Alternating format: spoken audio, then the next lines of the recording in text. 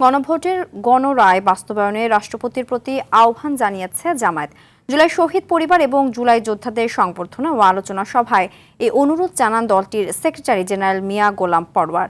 তবে গণরায় বাস্তবায়নে জামায়াতের চাহিদা পূরণ করতে সংবিধান সংশোধন কমিটিতে বসার আহ্বান জানিয়েছেন স্বরাষ্ট্রমন্ত্রী সালাউদ্দিন আহমদ। শামীম চৌধুরীর আরও একটি রিপোর্ট। সবসময় থাকেন আমার মা। জুলাই গণ অভ্যুত্থানের 2 বছর পূর্তিতে রাজধানীর চিন্মৈত্রী আন্তর্জাতিক সম্মেলন কেন্দ্রে জুলাই শহীদ পরিবার এবং জুলাই যোদ্ধাদের সংবর্ধনা প্রদান ও আলোচনা সভার আয়োজন করে মুক্তিযুদ্ধ মন্ত্রণালয়। অনুষ্ঠানে জুলাই নিয়ে একটি ডকুমেন্টারি প্রদর্শন করা হয়।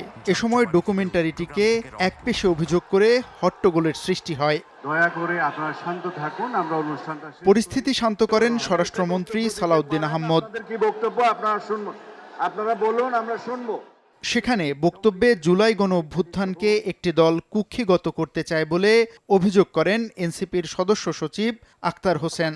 এই 24-এর অভ্যুত্থানে যারা অংশগ্রহণ করেছিলেন, তিনি বিএনপির হন, তিনি জামাতের হন, তিনি বামপন্থী হন, প্রাইভেট বিশ্ববিদ্যালয়ের শিক্ষার্থী হন, মাদ্রাসার শিক্ষার্থী হন, রিক্সা চালক হন, প্রবাসী হন, যে সেকশনের মানুষেরাই তারা হন না কেন, আমরা সবসময় তাদেরকে আমরা স্মরণে রাখি, আমরা তাদের কথাকে উচ্চারণ করি।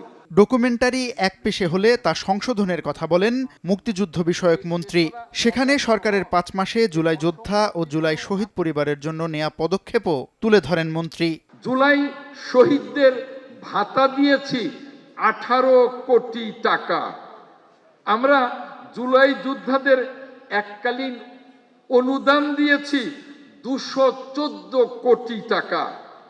আমরা জুলাই যোদ্ধাদের অন্যান্য ভাতা দিয়েছি 169 কোটি টাকা।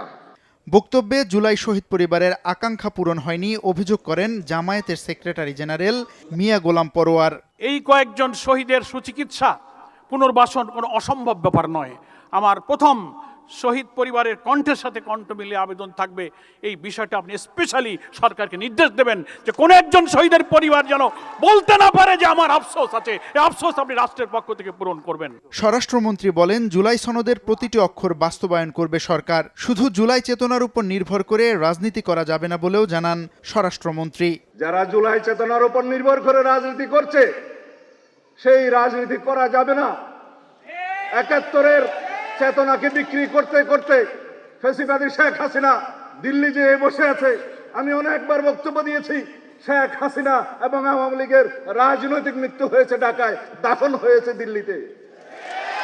কেন বলেছি? তারা এই চেতনা বিক্রি করতে করতে বাংলাদেশকে এমন একটা জায়গায় নিয়ে গিয়েছিল যারা মুক্তিযুদ্ধের চেতনা বললে মানুষ ঘৃণা করত। গণহত্যা ও মানবতা বিরোধী অপরাধের জন্য দল হিসাবে আওয়ামী লীগকেও বিচারের কাঠগড়ায় দাঁড় করানোর কথা বলেন সালাউদ্দিন আহমদ। মানুষটা আমার পাশে সবসময় থাকেন আমার মা। শামীম চৌধুরী, RTV, ঢাকা।